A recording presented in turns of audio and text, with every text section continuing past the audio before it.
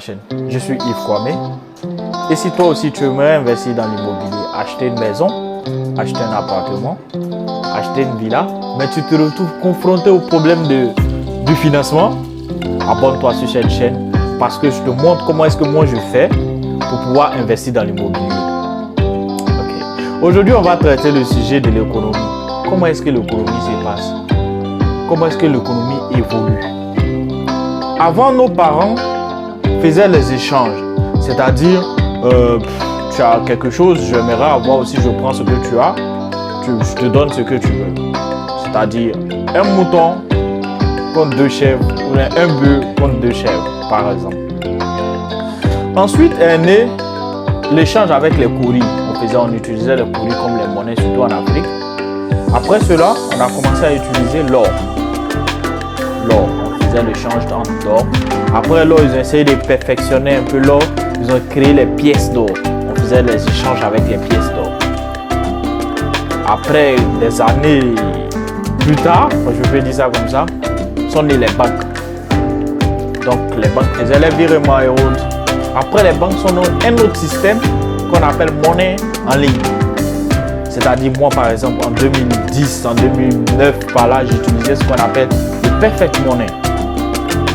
Après le Perfect Money, il y avait le Perfect Money, il y avait le Liberty Reserve, il y avait Money Booker et ensuite est né les PayPal après. C'est après qu'est venu les PayPal et autres.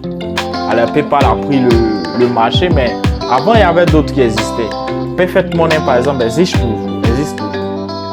Ok. Donc en notre génération, qu'est-ce qui a évolué dans les crypto-monnaies? En Europe, pratiquement, on n'utilise plus trop l'argent fiat, c'est-à-dire tu vas avoir beaucoup d'argent, puis si tu as trop d'argent sur toi, liquidité, peut-être ça peut être maximum, peut-être 20, 30, 40 euros. À part ça, en fait, tout avec la carte de débit, quoi. Tout est électronique. Tu vas au supermarché avec ta carte de débit. Tu vas à la station avec ta carte de débit et c'est gratuit. Donc, tout est plus centralisé sur le digital.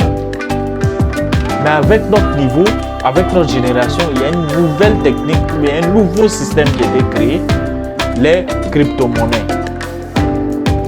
Les crypto-monnaies.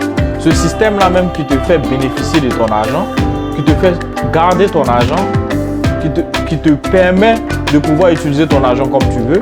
Par exemple, aujourd'hui, si je reçois un virement de 100 millions, la banque va m'appeler pour me dire « Ah, monsieur, monsieur Kwame, pourquoi est-ce que vous avez reçu 100 millions ?» Ils vont bloquer d'abord. Avec les crypto-monnaies, on n'a pas besoin de tout ça.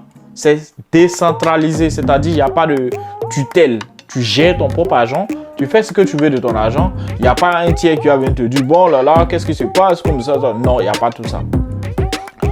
Donc, toi aussi, tu dois t'intéresser aux crypto-monnaies parce que ce n'est pas simplement une monnaie d'échange, mais il y a plusieurs facteurs derrière les crypto-monnaies. Il y a plusieurs facteurs. Je prends un exemple, c'est un des facteurs. Quand tu investis sur une crypto-monnaie, tu investis sur une entreprise. Une crypto-monnaie sérieuse, bien sûr, parce qu'il y a beaucoup de facs. Quand tu investis sur une crypto-monnaie sérieuse, tu investis sur une entreprise. Quand tu investis sur une entreprise, tu investis sur un projet. Donc, si ce projet-là prend de la valeur, toi, tu as investi, tu reçois ce qu'on appelle des jetons, des tokens. Tes tokens ou tes jetons prennent aussi de la valeur. Je me rappelle, il y a cela 3 ou 4 mois, j'ai investi dans une crypto-monnaie qui venait de sortir. J'ai investi pas beaucoup, 200 euros. 200 dollars, pardon. J'ai investi 200 dollars. Mais je vous explique pas combien de fois j'ai multiplié mes 200 dollars. J'ai multiplié mes 200 dollars. Et avec ces 200 dollars là, j'ai pu multiplier mon capital. Et avec ce capital là, j'ai pu acheter un terrain. J'ai acheté le terrain, pas à Abidjan bien sûr, à l'intérieur du pays. Mais c'était impossible pour moi d'acheter ce terrain là si j'avais seulement mes 200 dollars. Alors, si toi aussi tu es intéressé par ce domaine là, abonne-toi à la chaîne et active la cloche de notification. Ciao!